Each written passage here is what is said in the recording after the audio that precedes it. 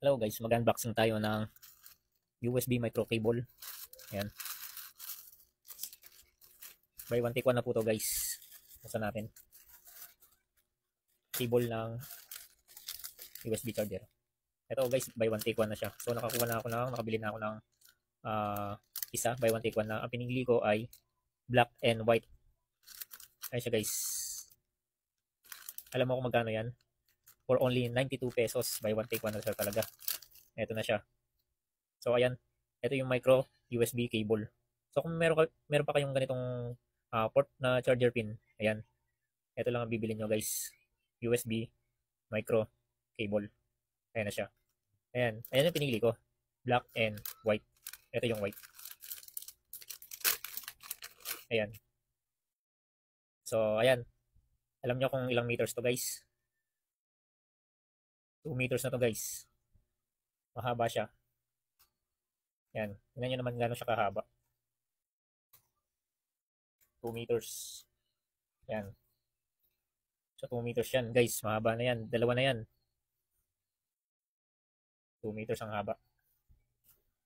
So pag mag-charge kayo guys, para mahaba yung pagsasaksakan nyo. Kung tinatamad kayong mag-charge sa ibang saksakan. Yan lagi yung naka-charge yung mahaba na yan. So, testingin natin guys sa cellphone natin. 2 meters na yan. So, ayan. Isasaksak pa natin yung isa. Try natin guys kung gagana talaga to. Tingnan to yung isang block na to. Ang haba rin niya guys. Yan. Haba niya. So, isasaksak natin yung puti at itim. Ayan, 2 micro na yan. Kung meron pa kayong cellphone na ganito, yung USB niya ay, yung charging port niya ay micro. Ayan. Ayan siya guys. Tapos, ayan, nag-charge na siya. Tapos, ito pa. Yung isa. Subukan natin.